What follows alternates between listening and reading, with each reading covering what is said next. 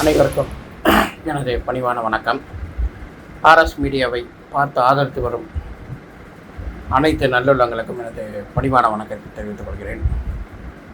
நான் வணங்கும் தெய்வம் கேப்டன் அவர்களை வணங்கி இந்த வீடியோ போடுறேன்.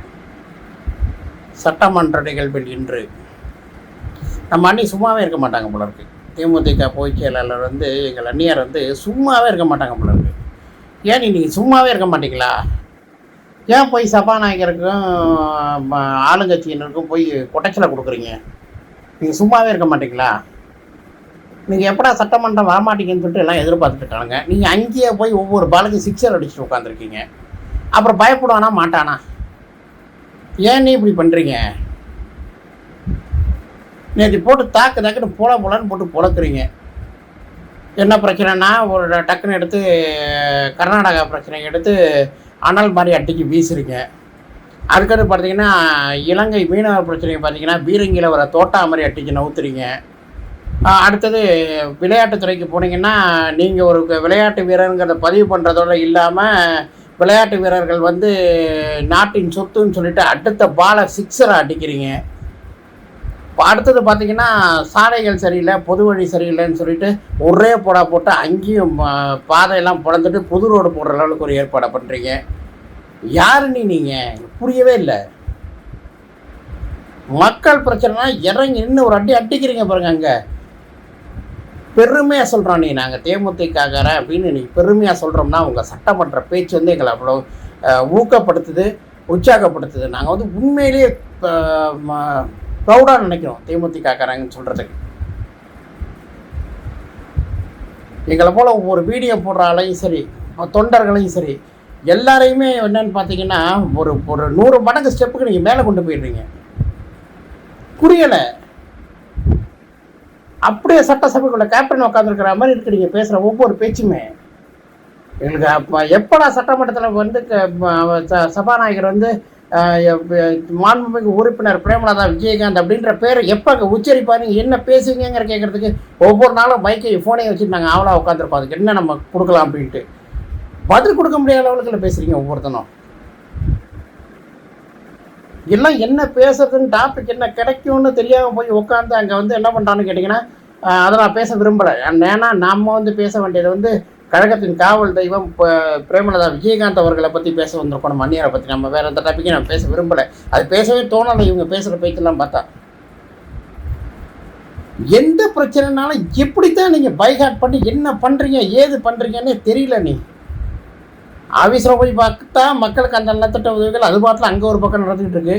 பொதுக்கூட்டம் விழான்னு பார்க்க போனாலும் அங்கே நடந்துகிட்டு இருக்கு. அவார்டு ஃபங்க்ஷன் எதாக இருந்தாலும் நீங்கள் தான் முன்னாடியாக இருக்கீங்க, அதுவும் நடந்துகிட்டு இருக்கு. இந்த சமயத்தில் எப்படித்தான் நீங்கள் இந்த ஹிண்டெல்லாம் எடுக்கிறீங்க, என்ன பண்ணுறீங்க, என்ன போகிறீங்கன்னு யாருக்குமே தெரியல. நீ சட்டமன்றமே என்னன்னு கேட்டிங்கன்னா இன்றைக்கி வருவாரா, என்ன பேசுவார் அப்படிங்கிறத டாப் ஆஃப் தி சட்டமன்றமே இன்றைக்கி நீங்கள் தான் இருக்கீங்க. எப்போ பார்த்தாலுமே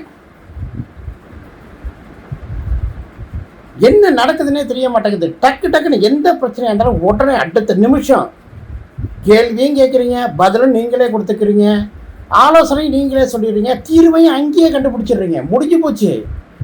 இது ஒரு இடத்துக்கு போய் சொல்லி ஒரு இடத்துக்கு போய் இதுதான்ப்பா பிரச்சனை, இதுதான் அவங்களோட கோரிக்கை, இது என்னோட தீர்வு, நான் மற்ற கட்சிக்காரங்களும் கேட்குறேன், இது சரியாக தவறா, எல்லாரையும் அங்கேயே வாய் அடைச்சிடுறீங்க. முடிஞ்சு போச்சு. தீர்வுக்கு சபாநாயகர் கொண்டு போகிறீங்க. அவர் சபாநாயகர் பண்ணுற ஒரு பெரிய தப்பை என்னன்னு கேட்டிங்கன்னா உங்களுக்கு நேரம் ஒதுக்காமல் எவனா எதை பேசிகிட்டு இருக்கா அதுக்கெல்லாம் நேரம் ஒதுக்கிட்டு இருக்காரு. இன்னொன்று பார்த்தீங்கன்னா நீங்கள் பேசும்போது ஒரு வார்த்தை குறுக்கிட்டு பேசுகிறாரு. நீங்கள் என்ன சொல்கிறீங்க, அந்த அம்மா பல முறை கண்டிச்சு போகல, இதில் இடுப்பில் அந்த பட்டாக்கத்தை எடுத்துகிட்டு அந்த கத்தியால் இது பண்ண போனார் அப்படின்னு சொல்கிறீங்க. அதுக்கு அவர் என்ன சொல்கிறாரு, வன்முறையை தூண்டாதீங்க, கத்தி அது என்ன சொல்கிறோங்கிறதே அவர் புரிஞ்சுக்காமல் திரு சபாநாயகர் என்ன பண்ணுறாருன்னு கேட்டிங்கன்னா ஒரே மணி அடித்து இந்த பிரச்சனையை தூண்டாதீங்கன்றார். அவர் என்ன வரி சொல்ல வரீங்கிறதே அவர் புரிஞ்சுக்கல. முதல்ல சபாநாயகர் அவர்களே அவங்க என்ன பேச வராங்கங்கிறத நல்லா இது பண்ணுங்கள். ஏன்னா நீங்கள் மூர்த்த அரசியல்வாதி, ஐயா எம்ஜிஆர் காலத்துலேருந்து இருக்கீங்க. உங்களுக்கு அட்வைஸ் சொல்ல எனக்கு தகுதி இல்லை. இருந்தாலும் என்னென்னு கேட்டிங்கன்னா மக்கள் பிரச்சனையை பற்றி பேச வரவங்களுக்கு அதிக நேரம் ஒதுக்குங்க. இந்த வெட்டித்தனமாக பேசுகிறவங்களுக்கெல்லாம் விட்டுருங்க. அது வேண்டவே வேண்டாம், நமக்கு தேவையே கிடையாது. மக்கள் பிரச்சனை இறங்கி போராடி மக்கள் பிரச்சனையை பேசுகிறாங்க. அதுக்கு போய் நீங்கள் என்ன பண்ணுறீங்கன்னா நேரம் ஒதுக்காமல் சட்டமன்றத்தில் எதையோ பேசிகிட்டு இருக்கானுங்க. அதுக்கெல்லாம் நீங்கள் ஒதுக்குறீங்க. நான் என்ன சொல்கிறேன்னு கேட்டிங்கன்னா மக்கள் பிரச்சனையை பேசுகிறவங்க முதல்ல சட்டமன்றத்தில் இது பண்ணுங்கள். ஐயா கேப்டன் அவர்கள் ஒரே ஒரு நிகழ்வு ஆசைப்பட்டார். என்ன பண்ணார்னு கேட்டிங்கன்னா, சட்டமன்ற கூட்டத்தொடரை வந்து நேரலையில் ஒளிபரப்பணும்னு ஒரு ஆசைப்பட்டார். அது அவர் இருக்கும்போது நடக்கலை. ஆனால் இப்போ அந்நியார் அவங்க பேசும்போது சட்டமன்றத்தை நேரலையில் எல்லாரும் பார்த்துருக்காங்க. மக்களுக்கு இப்போ எது ரைட்டு எது தப்புன்னு தெரியுது. அதை தெளிவாக கொண்டு வந்த மாண்புமிகு முதலமைச்சர் திரு விஜய் அவர்களுக்கு என மனதார்ந்த நன்றியை தெரிவித்துக் கொள்கிறேன். ஏன்னா ஓப்பனாக சொல்ல போனால் அண்ணனோட ஒரு இதை வந்து தம்பி வந்து நிறைவேற்றிட்டாருன்னு சொல்லணும். உடனே என்னென்ன தேவைக்கு சப்போர்ட்டாக பேசுகிறேன்னு நினைக்கிறீங்க? நான் வந்து என்னை பொறுத்த வரைக்கும் என்றைக்குமே நான் தேமுதிகக்காரன் தான். வேறு எந்த கட்சிக்கும் நான் சப்போர்ட்டெல்லாம் பேச மாட்டேன். அந்த நேரலைங்கிறத கொண்டு வந்து வச்சு இன்றைக்கி ஒவ்வொரு கட்சியோட முகத்தையும் தோலுறுத்தி காட்டுற ஒரு சட்டமன்றமாக இன்றைக்கி நடத்திட்டு இருக்கு. இன்றைக்கி தான் அது சட்டமன்ற மாதிரி தெரியுது. இப்போ தான் சட்டமன்ற மாதிரி தெரியுது. பழைய காலத்தில் சட்டமன்ற மாதிரி அது அந்தளவுக்கு இல்லை. ஏன்னா நேரலை யாருமே விடலை. இப்போ கரெக்டாக நேரலை நடந்து என்ன மக்களுக்கு பிரச்சனை நடந்துகிட்ருக்கு, என்ன நடந்துட்டுருக்கு தெளிவாக இப்போ தெரியுது. அதனால் என்னென்னு கேட்டிங்கன்னா, கேப்டன் ஐயா கண்ட கனவு நிறைவேறிடுச்சு. எங்களை பொறுத்த வரைக்கும் 2 கனவு நிறைவேறிடுச்சு. கேப்டன் அவர்கள் சிங்கம் போல எதிர்கட்சி தலைவராக வந்து ஆட்டி பட்டச்சு எல்லாத்தையும் முடிச்சுட்டு தான் போனார். அதன் மறு உருவில் இன்றைக்கி போய் உட்காந்துருக்கிறது யாருன்னா கேப்டன் அந்நியார் 2 பேருமே உள்ளே இருக்காங்க. அந்நியார் உருவில் கேப்டன் உட்காந்து அங்கே பேசிகிட்டு இருக்காரு. ஒவ்வொன்றையும் அந்த பேச்செல்லாம் கேப்டன் உள்ளே இருந்து வெளியே பேசுகிற பேச்சு, அந்நியார் பேசுகிற ஒவ்வொரு பேச்சு சட்டமன்றம் தெரிக்குது. மக்கள் பிரச்சனை இறங்கி போராடி தன் குடும்பத்தில் ஒரு நல்லதோ கெட்டதோ அதை எப்படி பண்ணணுமோ அந்த ரீதியில் அதை அணுகி எல்லாத்தையுமே ஆராய்ச்சி அலசி அடிக்கிறாங்க. சட்டமன்றத்தில் வெடிக்குது. என்ன பேசுகிறாங்கன்னு தெரியல. எதை பற்றி டாப் எதுன்னு தெரிய மாட்டேங்கிறது.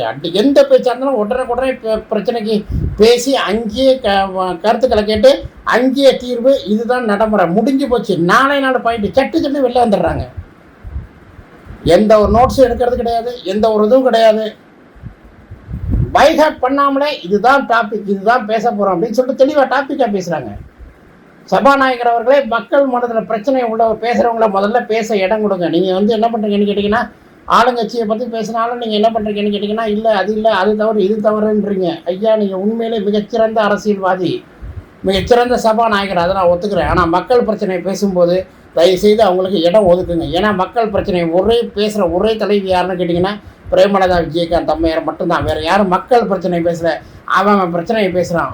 ஒரே ஒரு எடுத்துக்காட்டு, இது ஏவாவேலி பேசும்போது என்ன சொல்கிறாரு, இந்த பெஞ்சு நாங்கள் செஞ்சது, இந்த இது நாங்கள் செஞ்சது என்னதோ சொல்கிறாரு. ஒரே விஷயம், எவனா அப்பா வீட்டு காசுலேருந்து அள்ளி போட்ட மாதிரி அங்கே பேசிட்டு உட்காந்துருக்குறான். அது வந்து மக்கள் வரி பணத்தில் சட்டமன்றம் நடக்கணும்னு மக்களால் கட்டப்பட்ட வரிப்பணத்தில் கட்டப்பட்ட கட்டிடங்கள், வரிப்பணத்தில் வாங்கி வைத்த அரசு சாதன பொருட்கள் என்னமோ இவங்க அப்பா வீட்டிலேருந்து கொண்டு வந்து கட்டின மாதிரி பேசிகிட்டு இருக்காங்க. அதெல்லாம் பேச நான் வரவே இல்லை. எங்களோட டாப் ஆஃப் சட்டமன்றம் யாருன்னு கேட்டிங்கன்னா பிரேமலதா விஜயகாந்த் தேமுதிகவின் பொதுச் செயலாளர் எங்கள் அந்நியார் மட்டும்தான். ஏன்னா அவங்க தான் மக்கள் பிரச்சனையை பேசுகிறாங்க. வேறு குடும்ப பிரச்சனையும் எதுவுமே அங்கே பேசலை.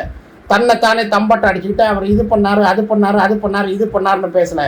மக்களோட பிரச்சனை எது பெண்டிங்கில் இருக்குது அதை முதல் தீர்க்க வழியை பாருங்கள். சாலையை பார்த்தீங்கன்னா இவ்வளோ குண்டும் குழியுமாக கிடக்கு, ஒன்றும் இல்லை அப்படின்னு சொல்லிட்டு பொதுமக்களுக்கு சாலை வசதியை பற்றி பேசுகிறாங்க. எனக்கு அதெல்லாம் உண்மையிலே ஒரு பெரிய ஒரு அதாவது என்னென்னு கேட்டிங்கன்னா அதிர்ச்சியாக இருக்குது. அந்நியார் அப்படி பேசுவாங்களான்னு காலம் போய் அந்நியார் அப்படி பேசுகிறாங்க அப்படிங்கிறத நினைக்கும் போது உண்மையிலே ரொம்ப இந்த கட்சிக்கு சாதகம் கிடையாது, சார்ந்த கட்சிக்கு சாதகம் கிடையாது, ஆளுங்கட்சிக்கு சாதகம் கிடையாது. மக்கள் பிரச்சனை என்ன, அது ரைட்டாக தப்பா, அந்த இடத்துல மக்களுக்காக போராடக்கூடிய ஒரே பெண் தலைவினா அது வந்து பிரேமலதா விஜயகாந்த் அவர்கள் மட்டும்தான். வேறு எவனாலே அதை மறுக்க முடியாது. மற்றவெல்லாம் தன்னோட பிரச்சனை குடும்ப பிரச்சனை தான் பற்றி பேசுகிறான். ஆனால் அவங்க மட்டும்தான் மக்களோட அடிமட்ட வாழ்வாதார பிரச்சனையை தோண்டி இதுதான் மக்களோட பிரச்சனை, இதுதான் மக்களுக்கு உண்டான பிரச்சனை, இதை முதல்ல பாருங்கள் அப்படின்னு சொல்லிட்டு மக்களை தினம் வந்து நினைவு கூர்ந்து மக்கள் இப்படி தான் இருக்காங்கங்கிற சட்டமன்றத்தில் ஆணைத்தரமாக பதிய வைக்கிறது திருமதி பிரேமலதா விஜயகாந்த் அம்மையார் மட்டும்தான். மக்களை சிந்திச்சு இனிமையாக செயல்படுங்க. உங்களுக்காக உங்கள் குடும்பத்துக்காக போராடக்கூடிய ஒரே ஒரு தலைவர் யாருன்னா அப்போ கற்ற தலைவர், அப்போ கேப்டன் பண்ணார், அவரை விட்டுட்டீங்க. அந்நியாரை விட்டுறாதீங்க. ஏன்னு கேட்டீங்கன்னா இன்றைக்கி மக்களோட பிரச்சனை தான் அங்கே போய் பேசுகிறாங்க தவிர வேறு எந்த பிரச்சனையும் பேசலை. பாலியல் வழக்கா, இது மகளிர் குழுவுக்கு பிரச்சனையா, இது விளையாட்டு வீரர்களுக்கு பிரச்சனையா, இது மாணவர்களுக்கு இதுவா, என்ன ஒவ்வொன்றையும் சிந்திச்சு ஒவ்வொரு அடித்தட்டு மக்களோட நிலைமை சட்டமன்றத்தில் நீ சிங்க குரலாம் அங்கே ஒழிச்சிட்டு இருக்கிறது. சிங்க பெண்மணின்னு சொல்கிறது தப்பே கிடையாது. ஜெயலலிதாவுக்கு அடுத்து அரசியல் ஆளுமை உள்ள ஒரே ஆள்னா பிரேமலதா விஜயகாந்த் அம்மையார் மட்டும்தான். அவங்க பேரில் உள்ள விமர்சனங்களை தவிர்த்துருங்க. கண்ட விமர்சனம் பண்ணோம், அதெல்லாம் பிரச்சனை கிடையாது. உங்களுக்காக குரல் கொடுக்கறது ஜெயலலிதாவுக்கு அடுத்து சட்டமன்றத்தில் ஓங்கி ஒழிக்கும் ஒரே குரல் யாருன்னு கேட்டிங்கன்னா பிரேமலதா விஜயகாந்த் அவர்கள் மட்டும்தான். அதை புரிஞ்சுக்கிட்டாது இனிமேல் நல்லவங்களுக்கு வாக்களித்து நல்லவங்களை மேலே கொண்டு போங்க. தான் தம்பட்டை அடிக்கிறவன், தான் புகழ் பரப்புறவன், தன்னை தானே உயர்த்தி பேசிக்கிறவன், இவனெல்லாம் விட்டுருங்க. மக்களுக்கு யார் நல்லது பண்ணணும்னு நினைக்கிறாங்களோ அவங்க மேலே கொண்டு போனீங்கன்னா உங்கள் வாழ்வாதாரம் சிறந்ததாக இருக்கும். அந்த வாழ்வாதாரத்தை சிறந்ததாக உண்டு பண்ணக்கூடிய ஒரே ஆள் யாருன்னு கேட்டிங்கன்னா அடித்து ஆணித்தரமாக சொல்லலாம், மக்களின் நலனில் எந்த பாதிப்பும் ஏற்படாமல் இன்று வரை அக்கறையுள்ள திருமதி பிரேமலதா விஜயகாந்த் அவர்கள் மட்டும்தான் நான் ஆணித்தரமாடி சொல்வேன். கம்பீரமாக உணர்றேன். தேமுதிக கரண்ட்டு சட்டையை தூக்கி விட்டு நிம்மதியாக சொல்லலாம், நாங்கள் தேமுதிக கரண்ட்டு. புரியுதுங்களா? இனிமேவாவது மக்கள் சிந்தித்து செயல்படுங்கள். நன்றி, வணக்கம். ஹாய் கைஸ், எல்லாருக்கும் வணக்கம். நான் இப்போ ஒரு இம்பார்ட்டன்டான விஷயம் சொல்ல போறேன். அது என்னன்னு பாத்தீங்கன்னா, வர செப்டம்பர் 27 நம்ம அழகிய மண்டபத்துல ஒரு பிரம்மாண்டமான ஃபங்க்ஷன் நடக்க போகுது. என்னன்னு உங்களுக்கு தெரியணுமா? பாருங்க மக்களே, நமக்கு RSA ஃபிளாஷ் மீடியான்னு ஒரு மீடியா பிளாட்ஃபார்ம் இருக்கு. அவங்க என்ன பண்ண போறாங்கன்னா, நம்ம content creators, bloggers, talent exhibitors, dance, music அப்படின்னு நிறைய விதத்துல இன்னைக்கு சாதிச்சுட்டு இருக்கோம். அவங்கள எல்லாமே ஒரு அவார்ட் கொடுத்து ஹானர் பண்ண போறாங்க. உங்க டேலண்ட நீங்க வந்து ஷோகேஸ் பண்ணி எக்ஸிபிட் பண்ணி சக்சீட் பண்ணுங்க. ஆமா காய்ஸ், இந்த வீடியோக்கு வந்து நீங்க எல்லாமே பார்க்கலாம், என்ன வேணா நீங்க பண்ணிக்கோங்க. அண்ட் உங்க டேலண்ட் எக்ஸிபிட் பண்ணுங்க. கீழே கொடுத்திருக்கிற டிஸ்கிரிப்ஷன் நம்பருக்கு கான்டாக்ட் பண்ணி ரெஜிஸ்டர் பண்ணுங்க. ஆகஸ்ட் 30 வரைக்கும் காய்ஸ் நீங்க ரெஜிஸ்டர் பண்ண முடியும். Book your registration now and showcase your talents. Thank you. மேலும் செய்திகளை தெரிந்து கொள்வதற்கு நம்ம RSA ஃபிளாஷ் மீடியா லைக் பண்ணுங்க, சப்ஸ்கிரைப் பண்ணுங்க, பெல் ஐக்கானை கிளிக் பண்ணுங்க. மீண்டும் அடுத்த வீடியோவில் சந்திப்போம். பாய்.